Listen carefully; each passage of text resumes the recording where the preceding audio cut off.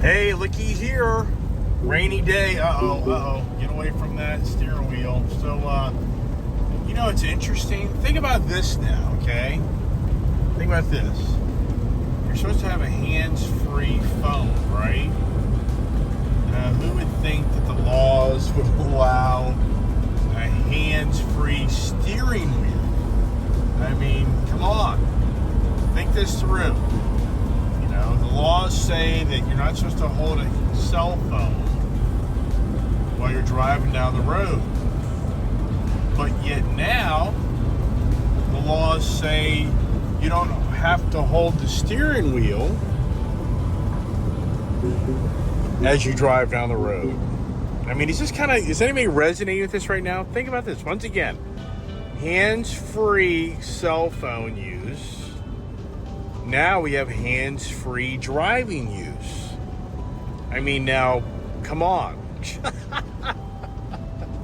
we live as human beings. We are unique individuals. I mean, so here I'm out in the Tremor truck today.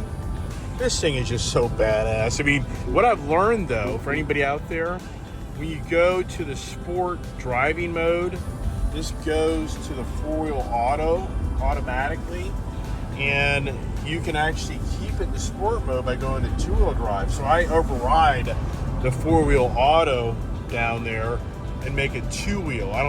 For me, why do I need four-wheel auto drive in sport mode? Okay, it's watching me. So why do you need four-wheel drive? I get it if you're doing racing down the back roads and you're four-wheeling or Baja riding or whatever you're doing, I don't know. So to maximize, I think, fuel economy, being that fuel prices are rising, and you can actually tell a difference. The truck on open highway, I think the truck feels better in two-wheel drive than four-wheel drive where we go through a corner. Look at this. It gets freaky, man. Jeez. It's a rainy day. So go to truck sport mode, but override that four-wheel drive back to two-wheel drive. And the truck, to me, feels a lot better because you can really feel that four-wheel drive. You can feel that front end pulling the vehicle. If you watched one of my earlier videos, you'd see that I talked about how you feel this truck pulling you, and that's what you get. That front-wheel drive engages, and you feel the truck pulling you down the road. So the message is go to two-wheel drive, and you'll get better fuel economy. The truck, I think, feels better in my views, okay? And it's just potent. This thing is just so much fun. And now she's kind of getting a little crazy here. She kind of got a little, those cameras. Oh, nope, resume control. There you go. See that? And if I don't start resuming control, this thing will start jerking the truck back and forth and doing this to you to wake you up.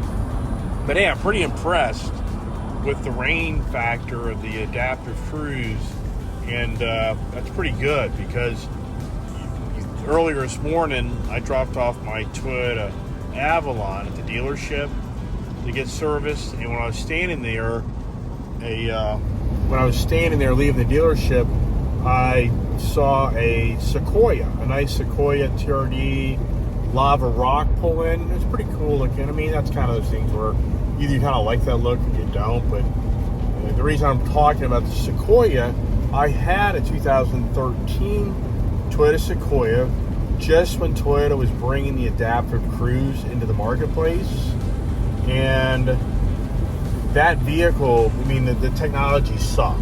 It just sucked. It was terrible. You would come up on a vehicle 100, in my eyes, a football field away from you, and the vehicle's already slowing down. And then when the rain came in, the vehicle would literally turn off the adaptive cruise because the water then would get into that camera. That front camera would get all trashed up. And in all reality, in a lot of these vehicles today, that does tend to happen too. Meaning that if it's kind of a lousy day out and a lot of dirt, debris get over that camera, it will end up. Watching all these cars. This is a rainy day. There's just stupid people all over the road. And, sorry. We all know we get aggravated, drive right. So yeah, and I'm not stupid, right?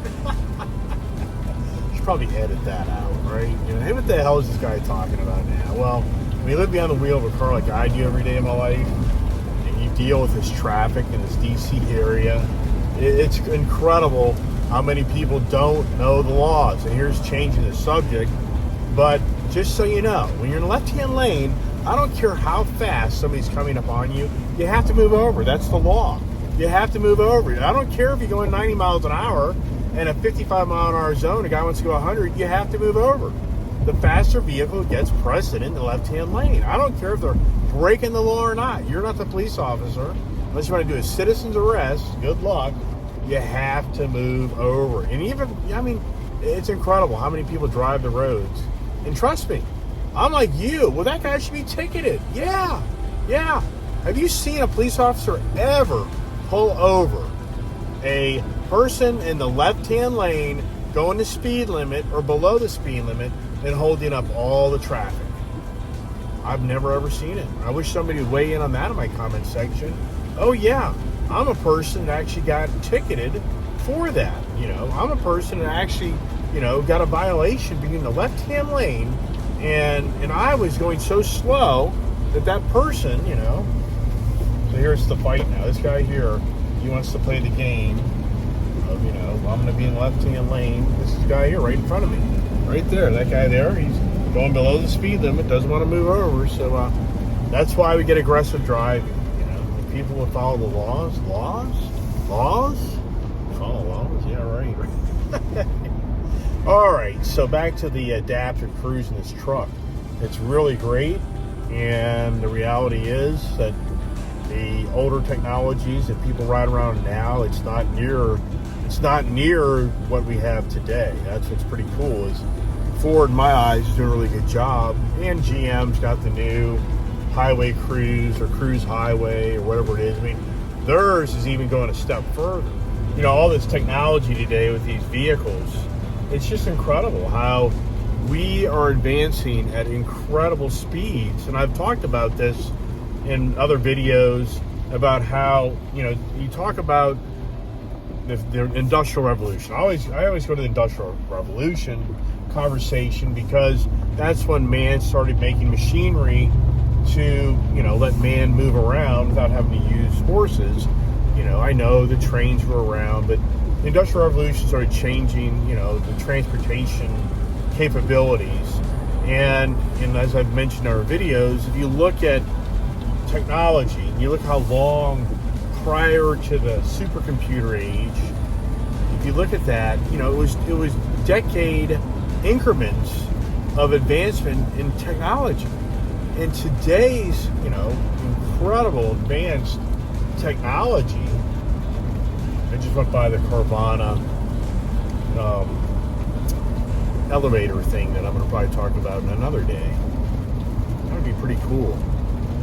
Never done the Carvana thing. So the advancement today in technology, you're talking now in 1 year, in 1 year capability sometimes, the advancement is incredible.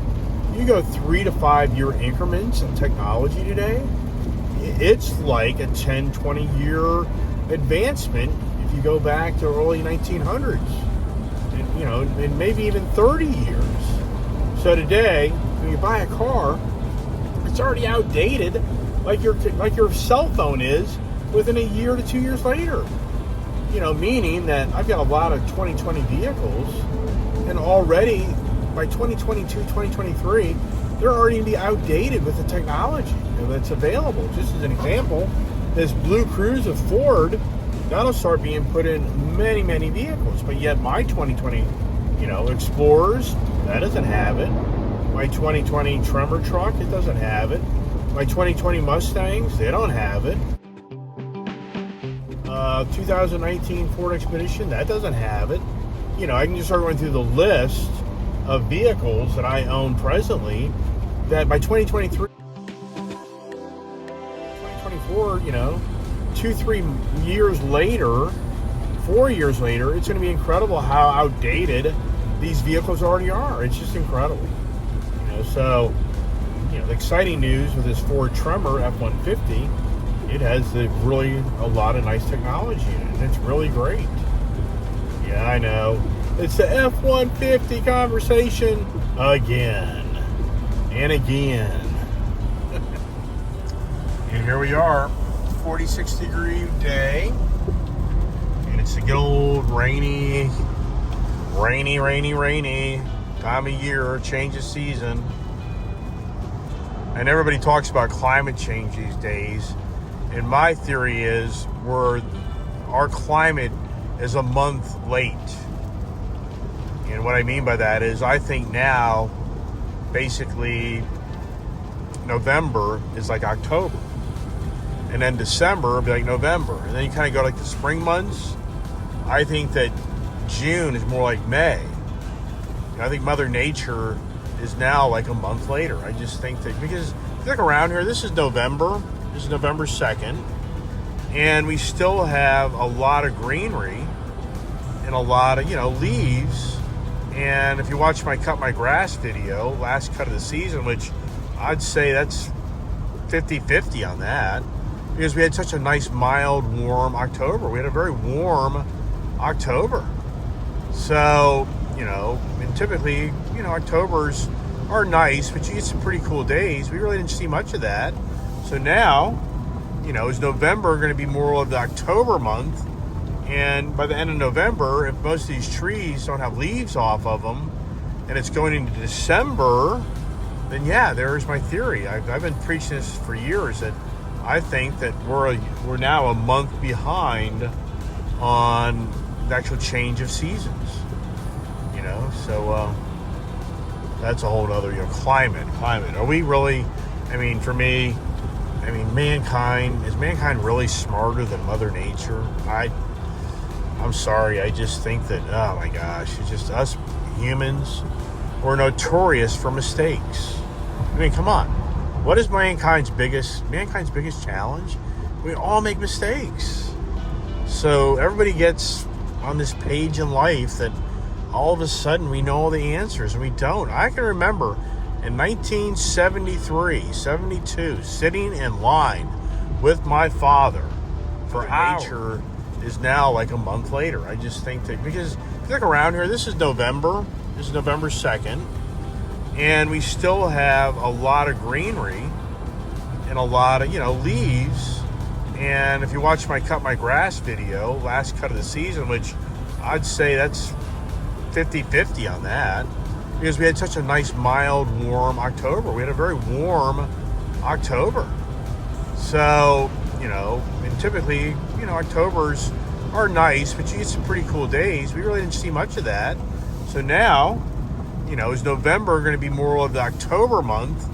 And by the end of November, if most of these trees don't have leaves off of them, and it's going into December, then yeah, there's my theory. I've been preaching this for years, that I think that we're now a month behind on the actual change of seasons.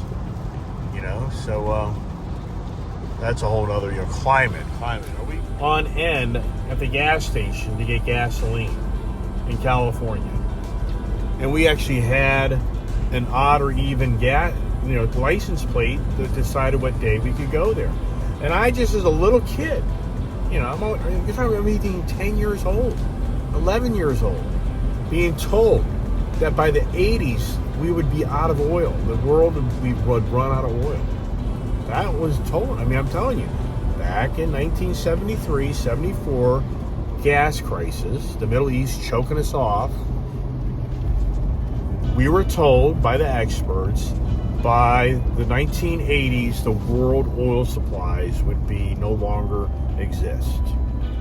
So, I'm sorry for everybody out there that, is saying, oh my God, you're getting all political on this one, aren't you? No, I'm not getting political. I'm just telling you, mankind makes mistakes. So for me, am I going to preach to you, I know the end result? I have no idea. I don't know. Am I going to preach to you that cars destroy the world?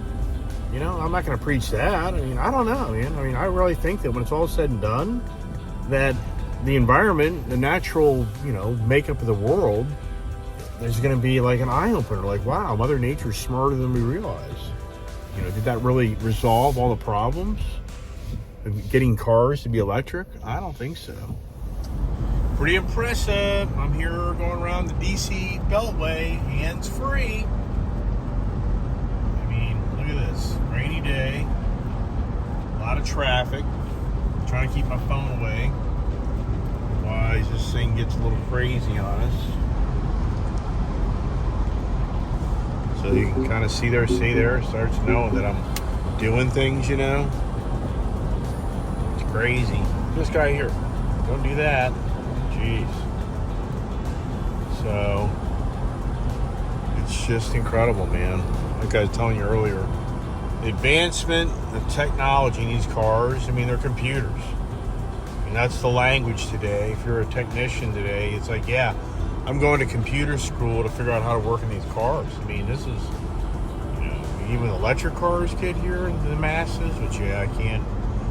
Yeah, the electric revolution, electrification. Yeah, I mean, I'm going to have them. I'm not going to be, anybody thinks I'm anti-electric. That isn't my message. It's, hey, why does the government have to tell me everything I have to do? That's the message is, yeah, let the manufacturers bring really cool stuff that we say, yeah, we like it. And have options, not just make it where you only have one option, right? Let's see here. It's crazy how this thing kind of, you know, just to me, sometimes it feels like it gets a little lost. Yep, there you go. It's got these Jersey barriers. And then once you probably get straightened out up here, it'll probably, I think it'll come back to life. It just gets a brain of its own. It gets like, yeah, I'm good again. Let's see what it's doing. And I'm surprised. I'm actually surprised that it hasn't taken over.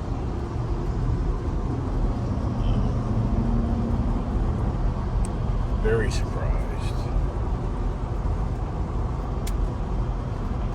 Yeah, that's interesting. So we're in the dead mode.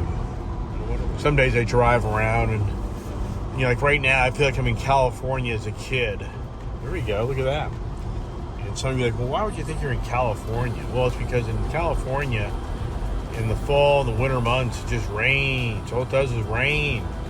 You know, the summer months are known for it not raining. And just the way the sky looks and the rain, and it just reminds me of being a little kid riding around with my dad or mom and the rainy days. You know, it's typically that. I mean, I haven't lived in California since 1976. But recollection is, I thought like October or November the rains came in, and really it wasn't until like April, I think, or May when the rains kind of stopped. And it's that cold day. You know, this is a 47 degree, real crisp, no humidity. I mean, it's a cold day. It's where your hands just get, cold.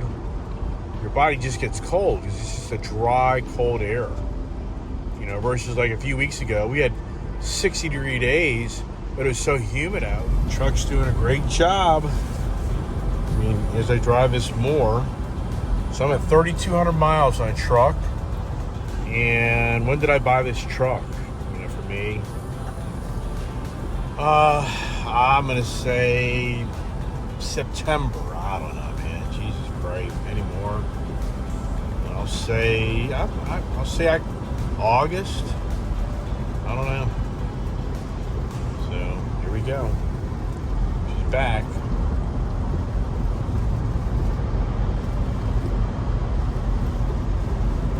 How do I drive around this truck? And really, you ride around something else. That's why the Ram TRX, you know, a lot of guys are like, man, you're full of baloney. You're full of crap. I get it. I mean, I'm not here to piss you off, but I'm sure I do. I'm sure I can do that to some people because they love their vehicle. And look at this here. Is the truck going to figure it out? It's going to tell me to overtake any second. Let's see. Does it? So, no. It did a great job right there. So, yeah, I mean, I get it. You know, I mean, there's guys out there that love the Ram TRX. I mean, that's great. I mean, you know, this isn't about hurting people's feelings. But we do. We all get our feelings hurt. It's like somebody said to me, oh, that Tremor's piece of junk. I'd be like, you know, why are you saying that? I mean, it's like, I mean, why do you not like me, right? Isn't that kind of how we operate in life, is what I do to you? So this is pretty cool. Look at this. 4 miles an hour, 3 miles an hour. So now we're in the stop and go traffic. This is where this technology is really cool. And I know there's so many people out there that will constantly say, I want nothing to do with that damn technology. I want nothing. Nothing. I want none of that crap.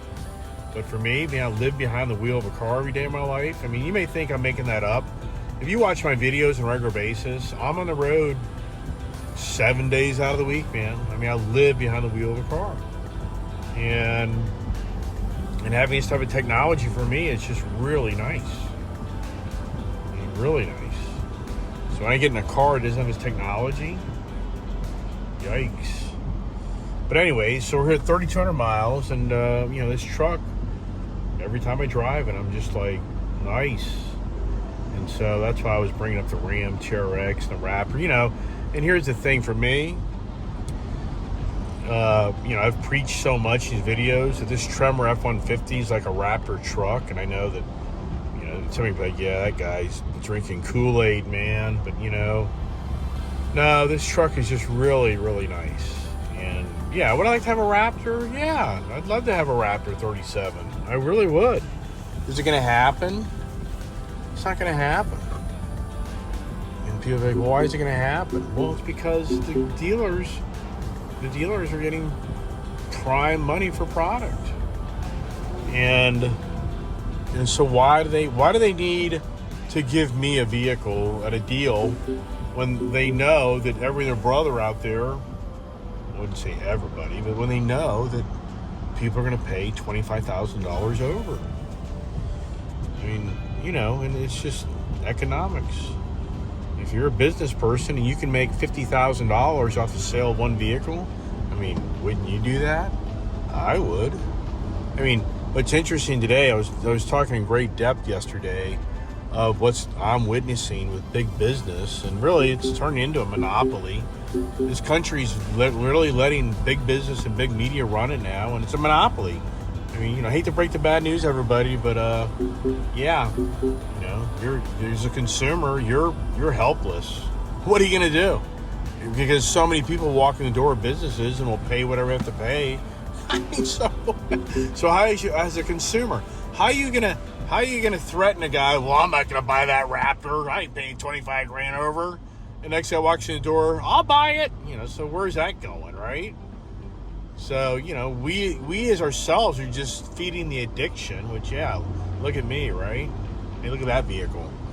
You may be talking more about that vehicle next week.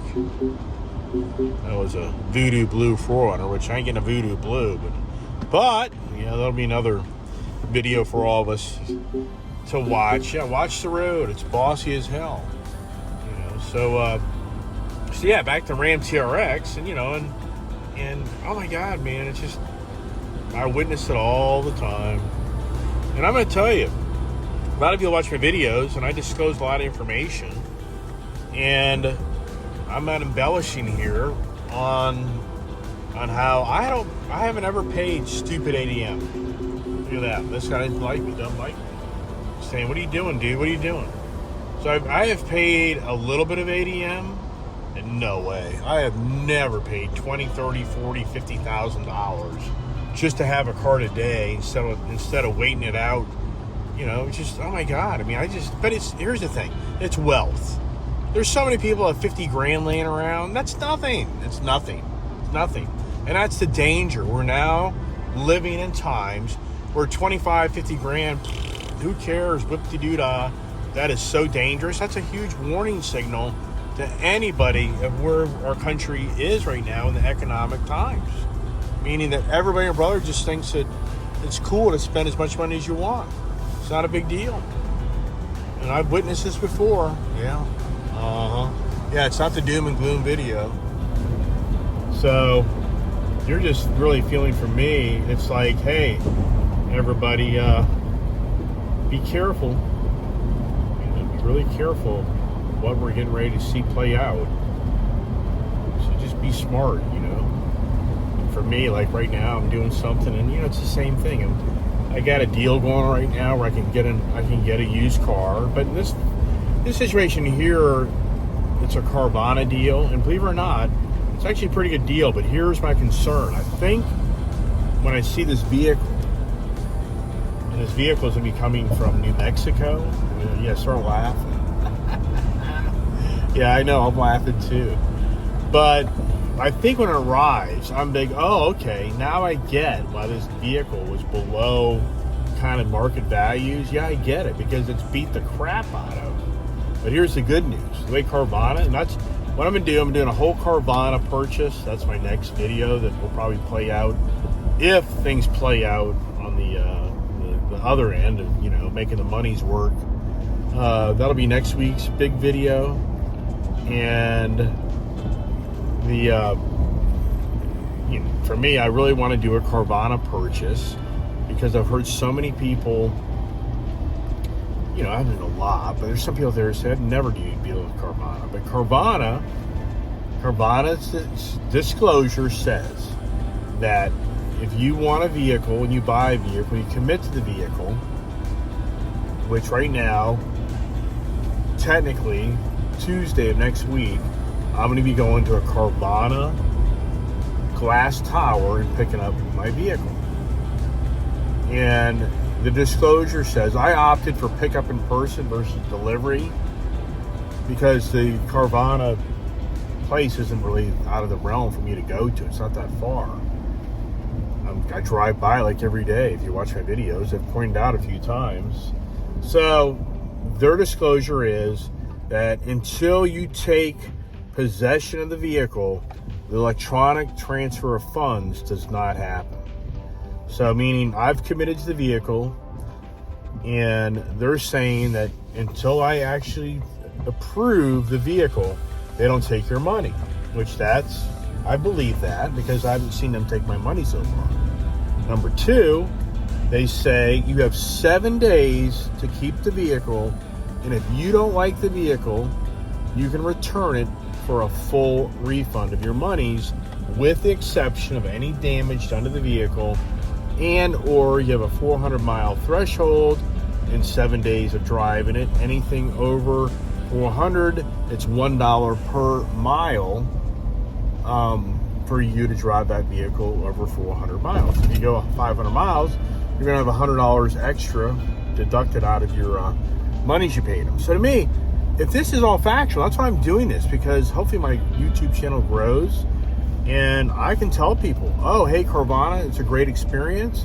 Or I'm going to be able to say, hey, Carvana is a really shady operation. I don't think they are. But I don't know. So that's why I want to do this. For the first time in my life, this would be one of my hundreds of purchases.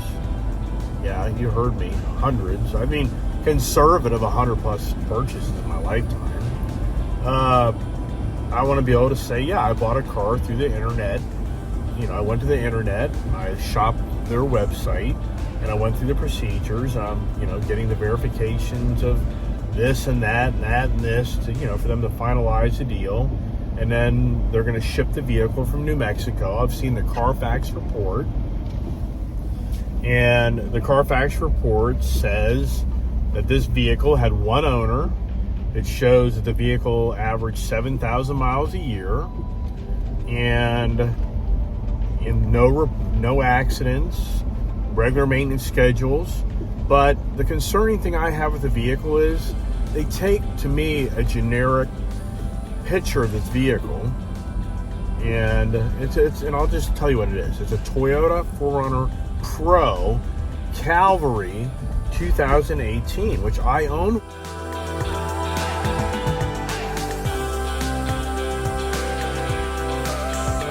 And I sadly traded it for a freaking Jeep Gladiator, which I didn't even keep a year. No, I kept it a little over a year, and then I got rid of it.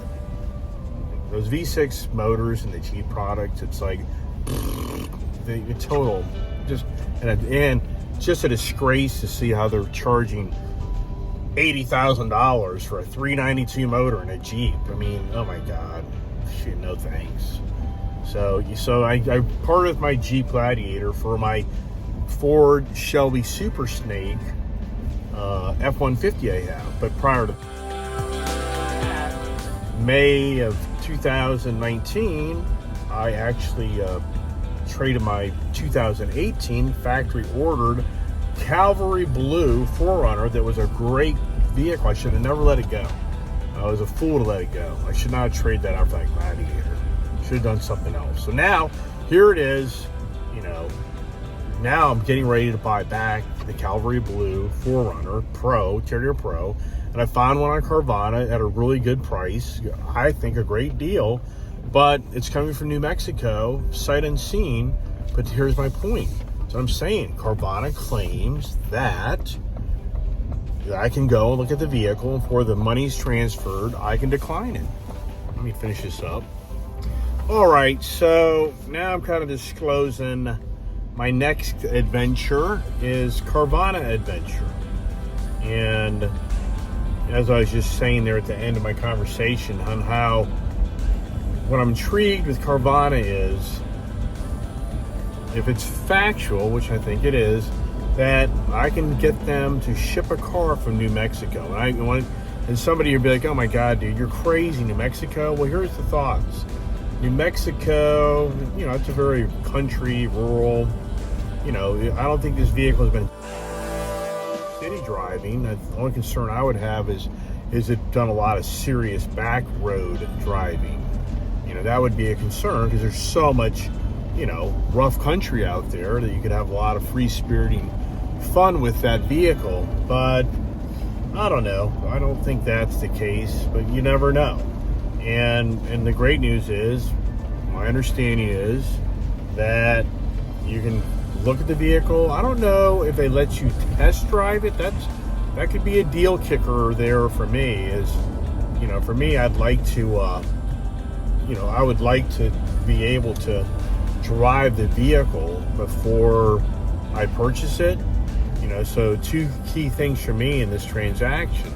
I would hope that, you know, you could drive the vehicle because I want to see the vehicle in person. And if it's already showing that it has some little dings or blemishes, maybe some scratches, possible repair on the body where maybe something got dinged or bent in and it's been fixed, but it's noticeable. So there's already on Carvana's website, you know, showing that this vehicle has some, you know, scratches and maybe a little dent or something that's been fixed. And the interior, though, looks very, you know, really good. It's, you know, those interiors of 4Runners are the Pro. It's always the black seats. So for me, you know, being that I've already given them my checking account and given everything that they could draw money out of my account today and clean me out, but they haven't done that. You're not doing that. And that's what I'm saying is they're showing that in the disclosure that until you agree to purchase the vehicle in person, the final electronic transfer of funds does not happen. So that's encouraging. And then the other thing is that, as I just spoke about, if I don't like the vehicle within 7 days time frame, they're claiming return it. And I kind of heard people say, yeah, but it takes forever to get your money back. Well, if they return the money, you know, within a reasonable, you know, I would think 3 to 5 business days would be respectable. So Carvana's too big to start getting a lot of people ragging on them. I mean, you know, if I saw right now people just like, oh my God, you're gonna get so, you know, burned, then yeah, I'd be very hesitant, but I'm not really hearing that. So it's an adventure. That's what I like. I like adventures. So it'll be interesting to see if this plays out. And it's kind of going back to the used car market, and I've preached it. You know, if you're buying used cars or new cars right now, you're paying premium price. But in all reality, this vehicle here, I know the value of it. Even before the crazy times came, this vehicle had really good value. So, but the danger in that vehicle is priced very high. I mean, I get it. It's a great vehicle. And for me, I just don't want to carry that much debt. I'm not really pushing that deal because it's a lot of debt, and I could have a lot of other things in that debt range versus this 4Runner Pro. It's, you know, for the debt I'm going to carry on it, it's not like I'm going to be able to buy something radically cool. For the Pro Lunar Rock 2021 that I did a video on, that, you know, you're getting into pricing with that where you got a lot of other options. I mean, I could buy another Tremor F-150 truck. I mean, so that's where you kind of start to say to yourself, no way, man. I'll just buy an F-150 Tremor again. I mean, oh my God, that thing is so expensive. So if that thing was 10 grand less, yeah, I'd be all over it. But I get it. You know, the dealers are going to get 10 grand. Their dealers are going to get 10 plus grand over that vehicle from the original MSRP in that vehicle. And yeah, so here's the thing. This isn't to badmouth the dealership. It's, if you can get that, somebody pays it, God bless you. Good. Go for it. You know, I'm a little bit more not that type of person, so I'm not going to do that. So, I mean, for me, I'm excited to see how this kind of plays out. I mean, so I'm going to make a whole video on that day of me going and doing this. So follow me along.